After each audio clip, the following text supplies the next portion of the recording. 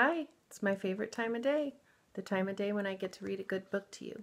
Today we're going to read The Kissing Hand, and it is by Audrey Penn.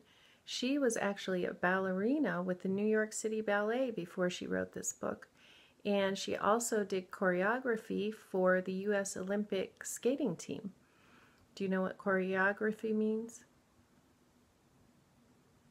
I knew you would, Cassidy. It means somebody who sets up the dances for them and the routines.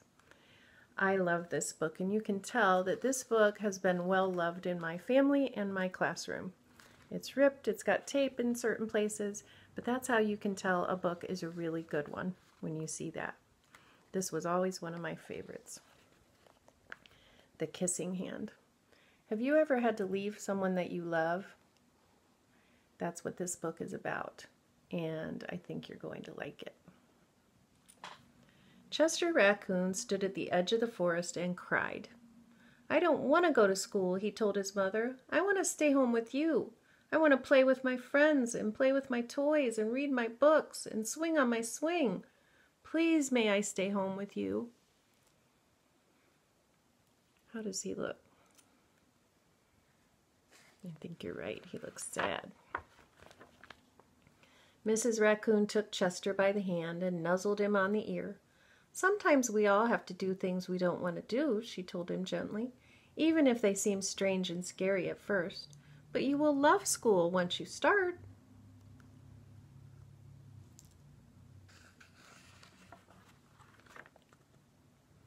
"You'll make new friends and play with new toys, read new books and swing on new swings.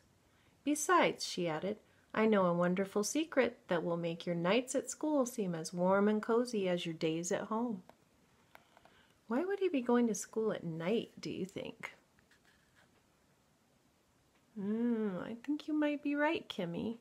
Raccoons are nocturnal. Nocturnal is a word that means they are up at night looking for food and doing their raccoon things, and in the daytime they sleep. Chester wiped away his tears and looked interested. "A secret? What kind of secret?" "A very old secret," said Mrs. Raccoon. "I learned it from my mother, and she learned it from hers. It's called the Kissing Hand." "The Kissing Hand?" asked Chester. "What's that?"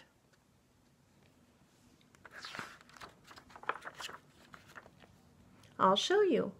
Mrs. Raccoon took Chester's left hand and spread open his tiny fingers into a fan. Leaning forward, she kissed Chester right in the middle of his palm. Chester felt his mother's kiss rush from his hand, up his arm, and into his heart. Even his silky black mask tingled with a special warmth.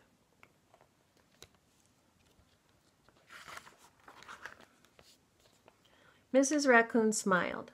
"Now," she told Chester, "whenever you feel lonely and need a little loving from home, just press your hand to your cheek and think, 'Mommy loves you, Mommy loves you.' And that very kiss will jump to your face and fill you with toasty, warm thoughts."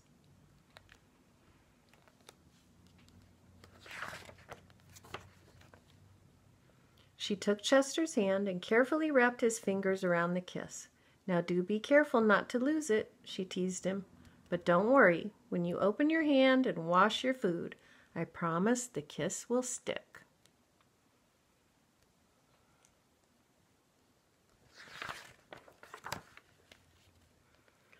Chester loved his kissing hand. Now he knew his mother's love would go with him wherever he went, even to school.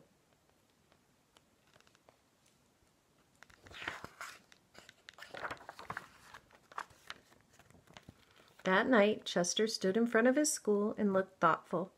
Suddenly, he turned to his mother and grinned. "Give me your hand," he told her. What do you think Chester's going to do?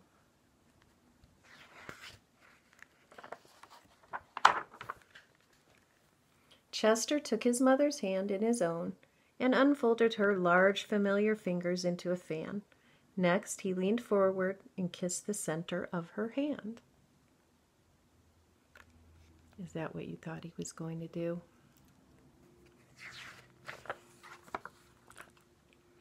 Mrs. Raccoon watched Chester scamper across a tree limb and enter school. and as the hoot owl rang in the new school year, she pressed her left hand to her cheek and smiled.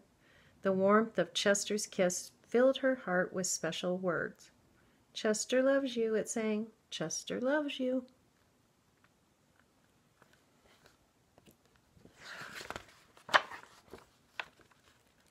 And there's the forest.